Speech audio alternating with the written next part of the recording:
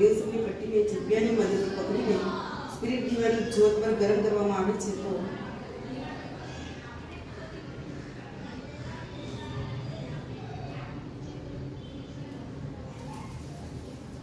સફેદ જગારામાંથી જ્યોત સાથે સળગતી જોઈ શકાય છે. અવલોકન કરો. તે સાથે એક બાષ્પ પાટકીમાં પદાર્થને એકત્રિત પણ કરવાનું છે.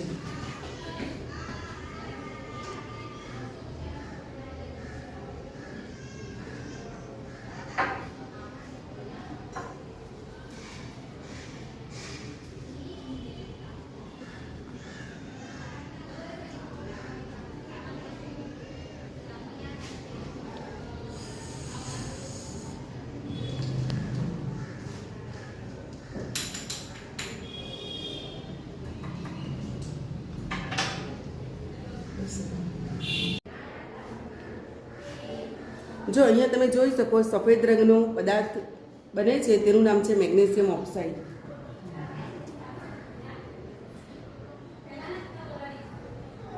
હવે આ જે પદાર્થ ઉત્પન્ન થાય છે તેને બંધ કરી દેવાનું. આ મેગ્નેશિયમ ઓક્સાઇડ એમાં થોડીક માત્રામાં પાણી ઉમેરીએ છીએ.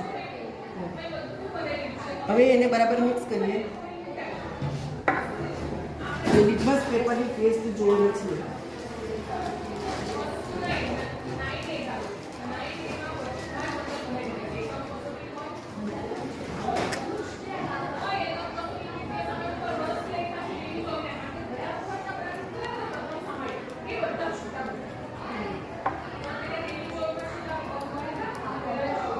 પહેલા જોઈએ રેડ લિટમસ પેપર.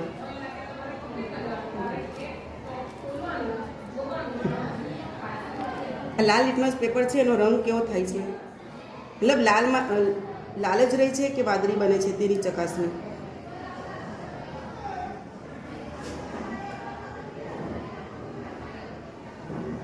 અને ક્યાંક અલગથી મૂકી રાખવું.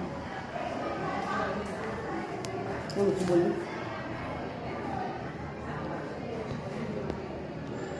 થોડો ઘણો ફરક દેખાય છે. હજુ રાખીએ અમે મૂકી રાખીએ. અને વાદળી એના પરથી નક્કી થશે કે મેગ્નેશિયમ ઓક્સાઇડ એસિડિક છે કે બેઝિક. ભૂરો રંગ હોય ને તો ભૂરા રંગનું લિટમસ પેપર ભૂરું જ રહેશે, અને ગુલાબી રંગનું અથવા તો લાલ રંગનું લિટમસ પેપર મૂકી દેવું. જો તમને દેખાય છે થોડું વાદળી થયું હોય એવું, શરૂઆત છે. હજુ રાખી મૂકીશું વધારે સમય માટે.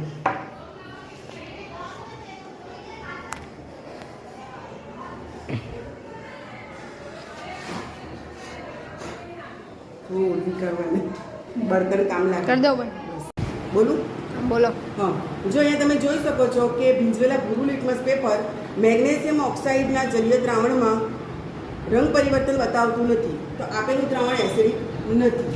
જ્યારે તમે જોઈ શકો છો કે ભીંજવેલું લાલ લિટમસ પેપર મેગ્નેશિયમ ઓક્સાઇડના જલીય દ્રાવણમાં ડુબાડવામાં આવે છે તો લિટમસ પેપરનો રંગ લાલમાંથી ભૂરો બનેલો જણાય છે, તો આપેલું દ્રાવણ બેઝિક છે. મેગ્નેશિયમ ઓક્સાઇડ જેવા તમામ પ્રકારના ધાતુઓના ઓક્સાઇડ હંમેશા બેઝિક ગુણધર્મ ધરાવે છે.